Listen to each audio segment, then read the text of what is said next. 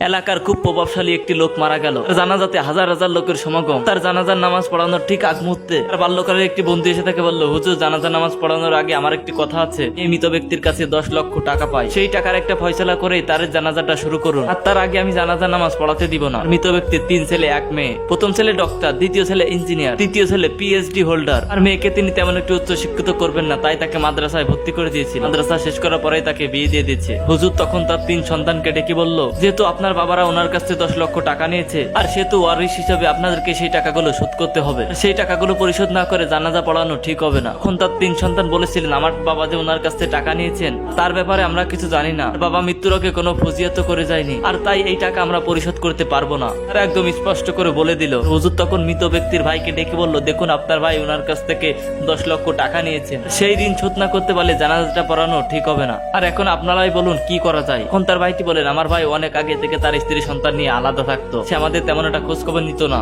সে ঋণ নিয়েছে না কি করছে সেটা তো আর আমরা জানি না। সেগুলো বলে তার ভাইরা সেখান থেকে চলে গেল। তারপর হুজুর তার আত্মীয় স্বজন সবাইকে বলে দেখলো, সবাই একই কথা বলল, আর কেউ রাজি হলো না টাকা দিতে। হুজুর তখন স্পষ্ট করে বলে দিল, তো ব্যক্তির টাকার ফয়সালা না করে আমি নামাজ পড়াতে পারবো না। চারিদিকে হট্টগোল লেগে গেল। যে কিনা ছিল এলাকার প্রভাবশালী লোক, যার ছেলেরা নাকি কোটি কোটি টাকার মালিক, আর তার জানাজা হচ্ছে না মাত্র 10 লক্ষ টাকার জন্য। ঠিক সেই সময় বোরকা পরিত একটি মেয়ে আসলো, হাতে একটি ব্যাগ। সে এসে হুজুরকে বলল, হুজুর আমি এই মৃত ব্যক্তির কন্যা, আর আমার হাতে যে ব্যাগটি দেখছেন, ব্যাগের মধ্যে কিছু টাকা এবং কিছু স্বর্ণ অলংকার আছে। স্বর্ণগুলো বিক্রি করে উনি ওনার পরিপূর্ণ টাকা পেয়ে যাবে। আর হ্যাঁ, উনি যদি ওনার পরিপূর্ণ টাকা না পায়, আর এই টাকা আমি পরে শোধ করে দিব, আর এই টাকার আমি জিম্মাদার হলাম। আর বাবার জানাজাটা তাড়াতাড়ি পড়ান, আমার বাবার কষ্ট হচ্ছে। তো তখন মেয়েটির হাত থেকে ব্যাগটি নিয়ে সেই ঋণদাতাকে ব্যাগটি দিয়ে দেয়। ওই লোকটি বলল, হুজুর আপনি জানাজাটি শুরু করেন, আমি ওই লোকের কাছে 10 লক্ষ টাকা পাই না, বরং উনি আমার কাছে 10 লক্ষ টাকা পায়। যেহেতু সে হঠাৎ করে মারা গিয়েছে, আর এই জন্য আমি বুঝতে পারছি না টাকাটি আমি কার কাছে দিব, আর টাকাটি কে রাখতে পারবে। আমি এই আমানতের আসল হকদার পেয়ে গেছি। এই আমানতের আসল হকদার হলো এই মেয়েটি,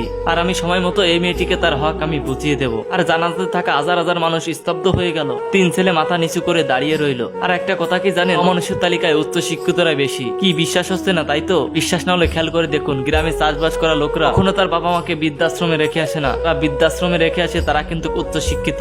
বাংলা নবাব সিরাজউদ্দৌলা আর অভিনেতা আনোয়ার হোসেনকে তো আমরা সবাই চিনি। আর জীবনের সমস্ত আয় ব্যয় করেছেন সন্তানদের পিছনে লেখাপড়ার জন্য। আর প্রথম সন্তান সুইডেনে থাকেন, দ্বিতীয় 3 ছেলে 1 মেয়ে আমেরিকায় থাকে। আর যখন তিনি মারা যান, তাকে একটি ছেলেও দেখতে আসেনি। আর জীবনের শেষ প্রান্তে থেকেও তাকে অভিনয় করে পেট চালাতে হতো। আবার চাকর বাকরের অভিনয়ে 2 সন্তানের জন্য সাহসী কবি আল মাহমুদ নিজের বাড়ি বিক্রি করে নিজের সন্তানকে বিদেশ পাঠিয়েছিলেন। তবে আদরের ছেলেটি আর কখনো ফেরেনি। জীবনের শেষ প্রান্তে থেকে নিজের গ্রামের বাড়িতে পড়ে থাকতে হয়েছে। কোনো লোক ছিল না দেখার মতো তাকে। তখন ধুকে ধুকে আস্তে আস্তে না ফেরার দেশে চলে গেল সে। আর অথচ সন্তানরা মেধাবী হলে বাবা মারাও কখনো সন্তানদের জন্য কৃপণতা করে না লেখাপড়ার জন্য। আর জীবনে হাজারটা কষ্ট আসলেও সন্তানদেরকে শিক্ষিত করে তোলে এবং মানুষের মতো মানুষ করতে চায়। তারা ভাবে শেষ বয়সে তো আমার সন্তানরা আমাদের পাশে থাকবে, আর আমার সন্তানরা তো মানুষের মতো মানুষ হবে, এদের কোনো কষ্ট থাকবে না। কিন্তু এমনটা হয় না। আর সে আদরের সন্তানগুলো বড় হয়ে মানুষের মতো মানুষ হয়ে বাবা মাকে আর দেখে না, বাবা মার আর খোঁজ খবর নেয় না, ফেলে রাখে ওই বৃদ্ধাশ্রমে। এবার ইউরোপ আমেরিকাতে চলে যায়, সেখান থেকে কিছু কিছু টাকা পাঠায়। শুধু টাকা পাঠালে কি হয়? আর শেষ বয়সে কি বাবা মার পাশে থাকতে হয় না? আর বাবা মা একটা সন্তানকে মানুষ করে এই জন্য যে আর শেষ বয়সে গিয়ে তার পাশে থাকবে,